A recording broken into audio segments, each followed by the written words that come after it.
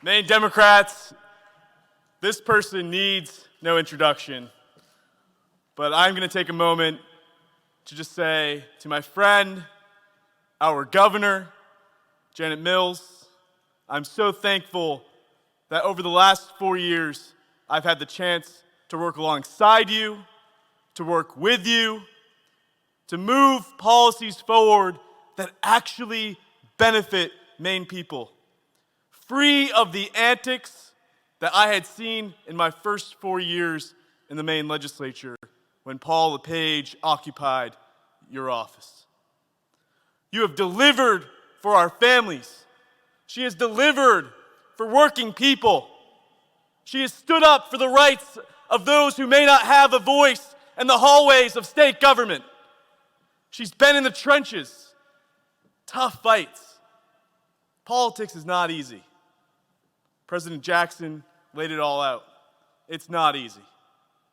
But we've had a stalwart in the Blaine House, someone who knows how to get it done. And I'm so excited that she's running for re-election, and I will be so excited to cast my ballot for re-election to our governor, Janet T. Mills.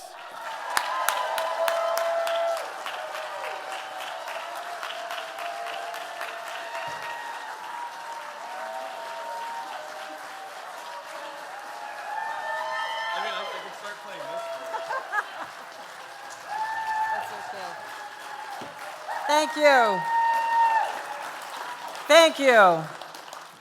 Chair Gattin, Speaker Fecto, President Jackson, members of the Democratic Party, those attending here in person, and hundreds of you who are joining us virtually. It's my great honor to address you and address this convention in person for the first time as your governor.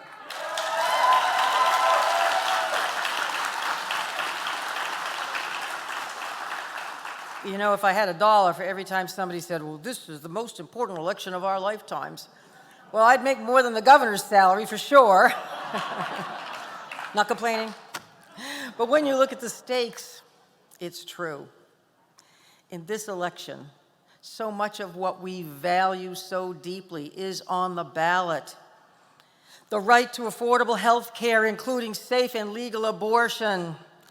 The right to a good education for every child in Maine, regardless of their zip code. The right to clean air and clean water, unspoiled by climate change. The right and freedom to love who you want without fear or discrimination. And the right to economic opportunity, to be able to work hard at a rewarding and good-paying job that supports your family and allows you to put your child to bed at night clothed, fed, safe from harm. These things, my friends, and so much more, are on the ballot this November. We can't go back to the days when a governor denied these rights to the people of Maine. We won't go back.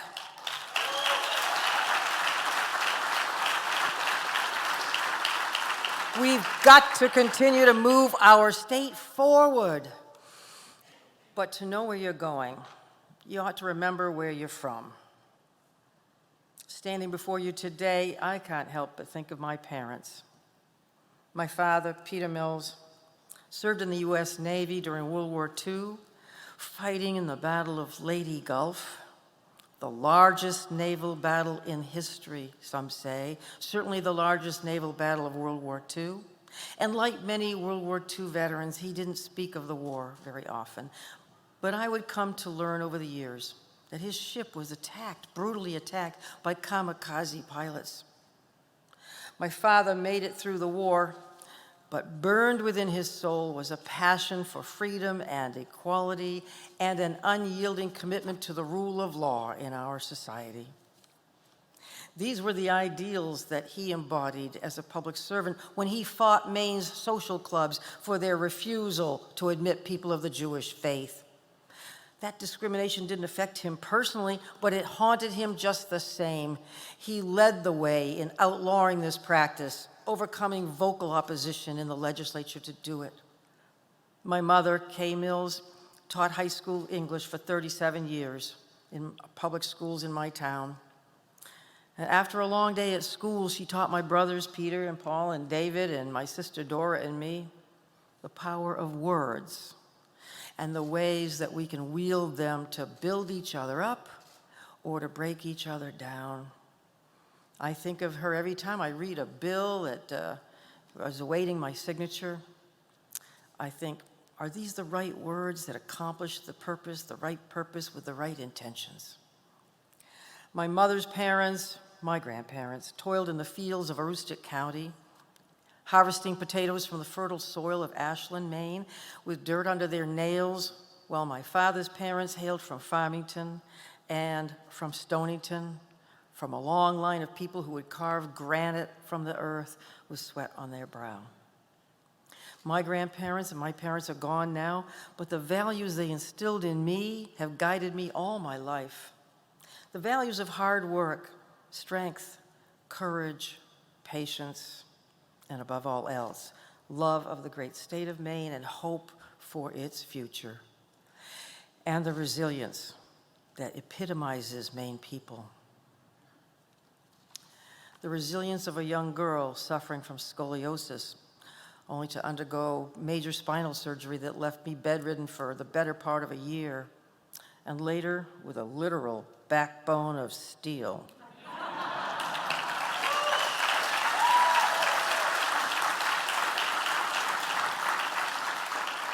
The strength to stand between women and their abusers as the first woman district attorney in New England, and as your attorney general to stand up to the corporations and bad actors who would take advantage of Maine people. The courage, or some might say the craziness, to marry a man who was a widower with 5 young daughters, and later to fight for the life-saving health care my husband needed before I lost him. And the patience to listen to 5 talkative, energetic grandchildren, the youngest born just days before the election in 2018. And the love to serve this great state we all call home. As your governor, I am so proud to serve you. And the undying hope I have for our people because of our people. Those values are not unique to my family. They are at the heart of all Maine people. And in my years of public service, I've always believed this, that you, Maine people, are our greatest asset.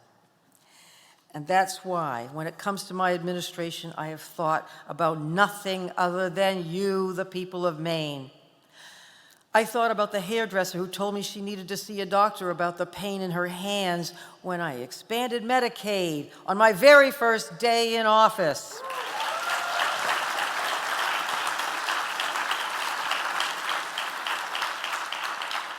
Her pain was growing worse and it threatened her ability to work. But she couldn't afford health insurance or a simple trip to the doctor, something many take for granted. But thanks to Medicaid expansion, she and more than 90,000 other people across the state of Maine have health insurance and can access life-saving care that they didn't have under Paul LePage.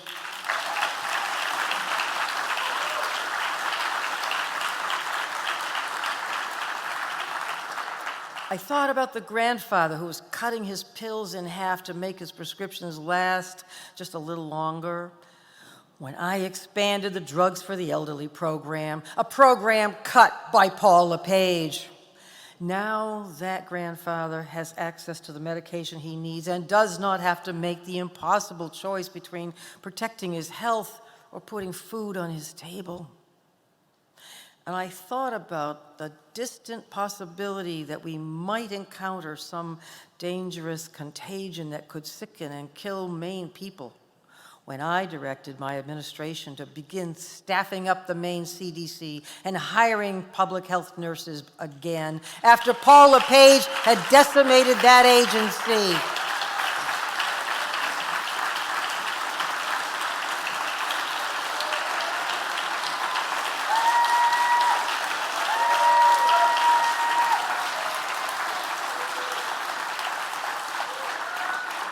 I don't know who Paul LePage was thinking about when he denied the will of Maine people by refusing to expand Medicaid, by vetoing that bill 5 times, or when he cut programs to help our elderly get the medication they need, or when he refused to hire public health nurses and emptied the Maine CDC mere months before a global pandemic hit our state.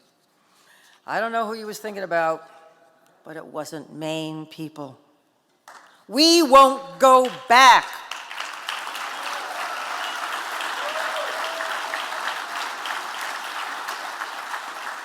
And I thought about our selfless, hardworking teachers who give their all to our children every day when I fully funded our schools for the first time in Maine history and raised the minimum teacher salary to $40,000 a year.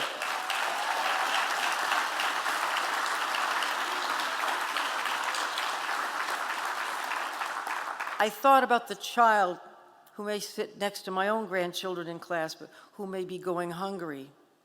When I made school meals free, and now no child in Maine will go hungry at school.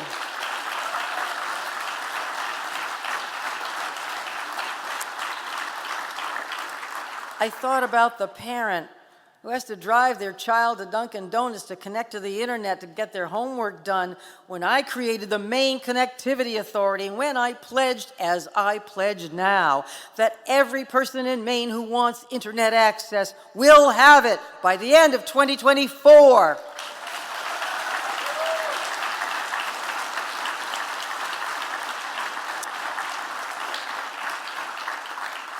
I thought about the aspiring college student who had the aptitude but not the money to go to college when I made 2 years of community college tuition free.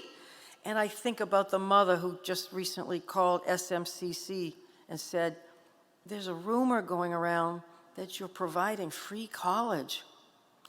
When she was told, "Yeah, that's true," she broke down in tears, knowing her child could go to school. I don't know who Paul LePage was thinking about when he underfunded schools for 8 years, or when he called Maine teachers a dime a dozen, or when he burnt through education commissioners over and over again, or when he told a young student who was concerned about broadband access, "Oh, just pick up a book." I don't know who he was thinking about, but it wasn't Maine people. We won't go back.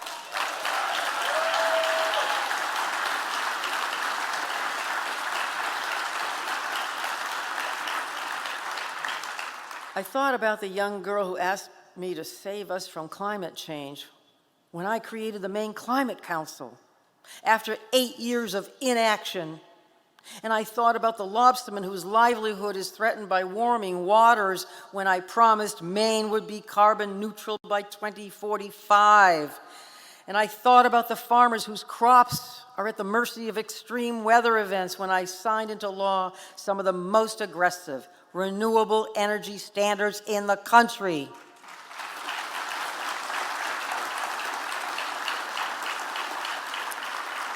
And I thought about the generations of Maine people who fall in love with the Maine outdoors, when I funded the Land for Maine's Future program for the first time in decades to protect our cherished woods and streams and working waterfronts. I don't know who Paul LePage was thinking about when he questioned climate science, when he vetoed clean energy bills, when he said we should drill for oil in the Gulf of Maine, or when he refused to sign voter-approved conservation bonds. I don't know who he was thinking about, but it wasn't Maine people, and we won't go back.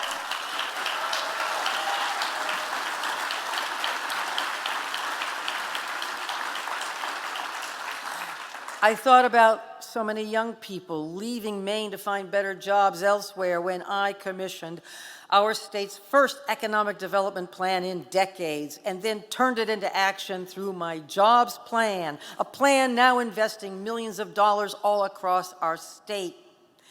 And I thought about the small businesses struggling to hire people when I funded programs at our CTEs, and when I overhauled our student debt relief program to make it one of the best in the nation.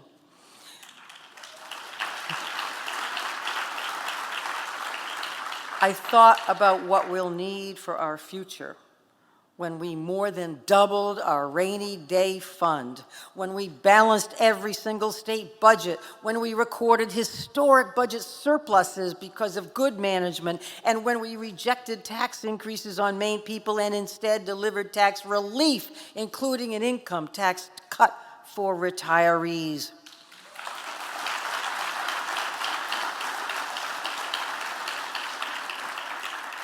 Now, in the coming weeks and months, you will hear an all too familiar refrain from the other side of the aisle. They will say that they are the party of fiscal stewardship, that they are the party of economic growth and lower taxes, that they are the turnaround specialists Maine needs right now. But my friends, facts are stubborn things, and they say otherwise.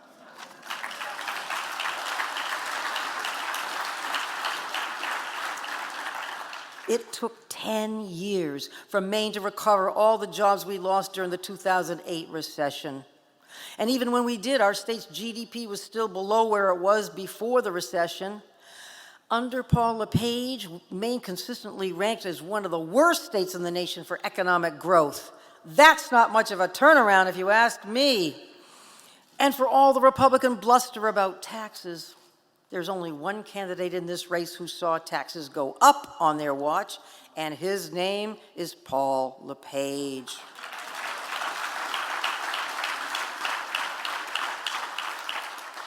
Now, he's quick to tell us about his income tax cut, but what he doesn't tell you is that to pay for that income tax cut, he cut state funding to towns and drove up property taxes. That's not much of a tax cut, it's a tax shift. And remember, when you hear Republicans complaining about inflation, it was Paul LePage who proposed increasing the sales tax, threatening to drive up the cost of everyday goods for you and your family. So when you hear their rhetoric, meet it with the facts.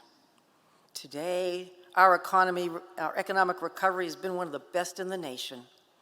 Under my administration, our economy has grown at the 11th fastest rate in the country. Our unemployment rate has dropped to below the New England average, and we've recovered 98% of the jobs we lost during the pandemic, making Maine one of the top states in the nation for job recovery.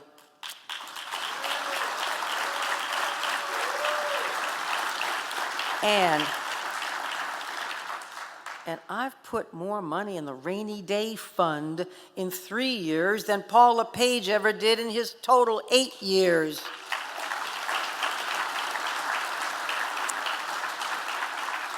Even Republicans and conservative economists have recognized how well Maine has done. Look, I can tell you this. When Paul LePage's primary economic development strategy was putting up a sign, an open for business sign at the border, instead of making real investments in the people of Maine, I don't know who he was thinking about, but it wasn't Maine people, and we won't go back.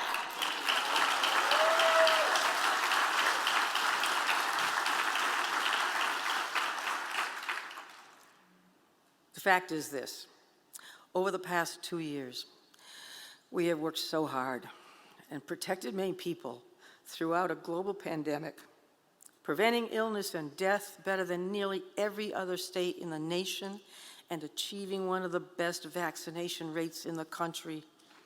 That's no accident.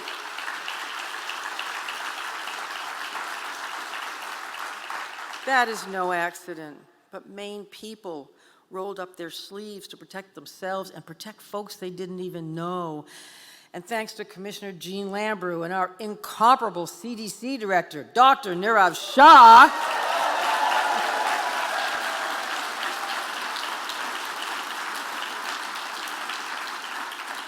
and many others, we worked day and night to deliver the most up-to-date information, the facts, the tests, the vaccines to help Maine people.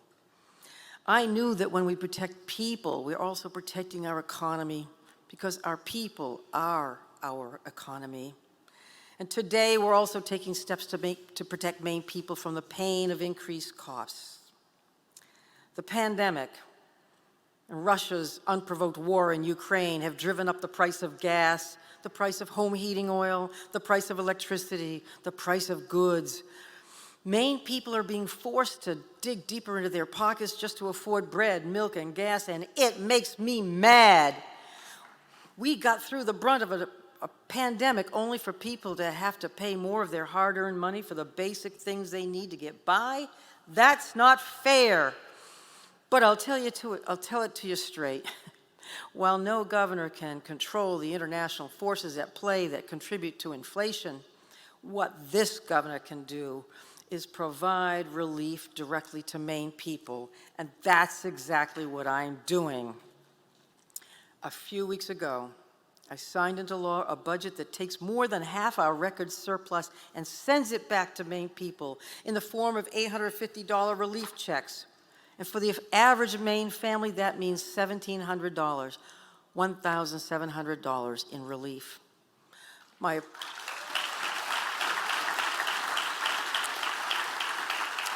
My opponent called it a gimmick to send money back to the people of Maine as we did. His own party disagreed, and we came together to deliver one of the strongest relief measures in the nation, and we made Maine a model for bipartisan success with the help of Speaker Fecto and President Jackson. Bipartisan success is not something we saw much of under Paul LePage. But the days of partisan rancor and gridlock are over. The days of my way or the highway rule, of vitriol, animosity, and hatred are past. We will not be divided. We won't go back.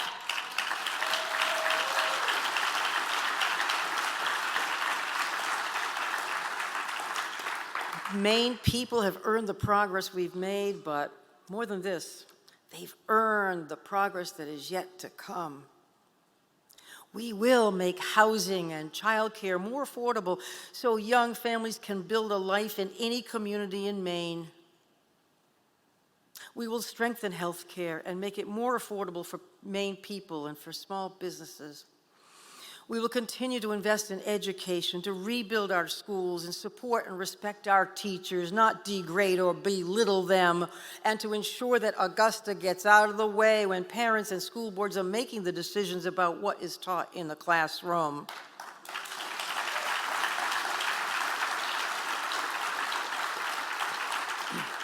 We will loosen the stranglehold that fossil fuel companies have over the people of Maine, and will transition to a clean energy economy that creates green-collar jobs, cuts energy costs, and combats climate change, so Maine people can keep more of their hard-earned money and our grandchildren can enjoy the same Maine we do today. We will continue to engage in constructive, respectful dialogue with the people of the Wabanaki Nations to build on the progress we've made, knowing that everything we've achieved so far, and it's a lot, is just the beginning.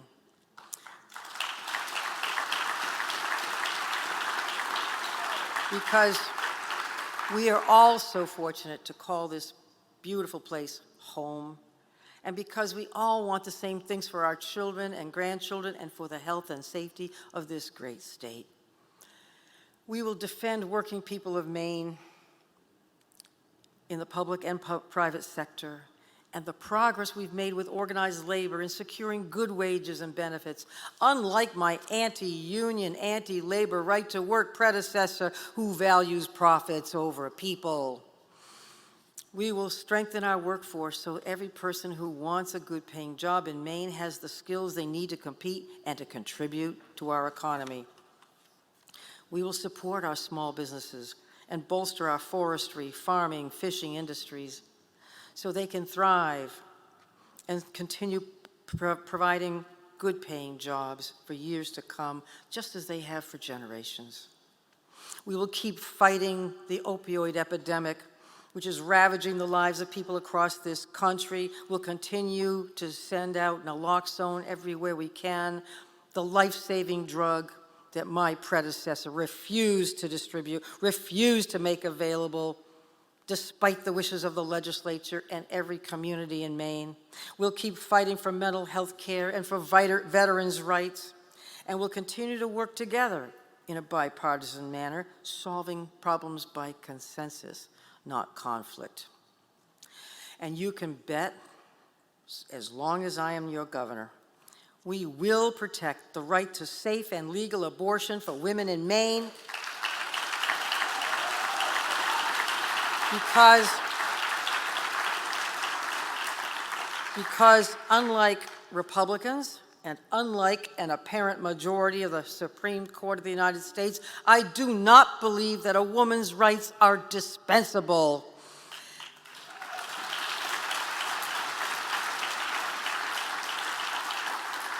And let me tell you, I know what those days were like. The years before Roe v. Wade, women's health was of secondary concern, birth control was outlawed, it was out of line to even discuss reproductive health care, and women who were desperate and without safe options died from back alley abortions. We won't go back.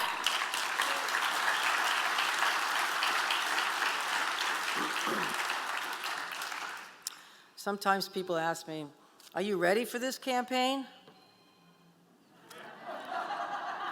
Well, you know, they hear the mudslinging, they hear the hateful rhetoric coming from the other side, attacking women, attacking LGBTQ people, attacking science, attacking facts, attacking the very decency and integrity of our people. Well, I tell them the truth. I was raised by a veteran who never bowed to bullies and by a teacher who taught me to say what I mean and mean what I say. I was raised to be brave and fight for what's right, and I've got a backbone of steel.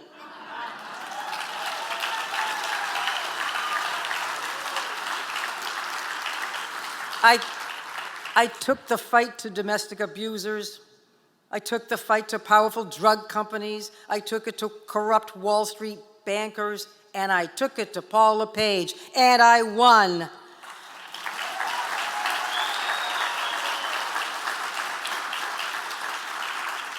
And if you don't think I'm up for a fight, you're dead wrong.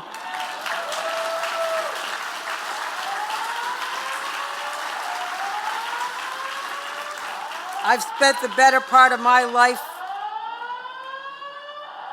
I've spent the better part of my career, I guess that caught on, listening to loud men talk tough to disguise their weakness, and that's what I hear coming from the other side today. I've never backed down for a fight, and you can be damn sure I won't do so now. But I need you, the people of Maine, because I'm only so strong as the people who stand with me. I'm asking you to join me in this fight for our future, for our children. This November, we'll go to the polls and make our voices heard. Send Democrats to the House. We won't go back. We won't back down. Thank you.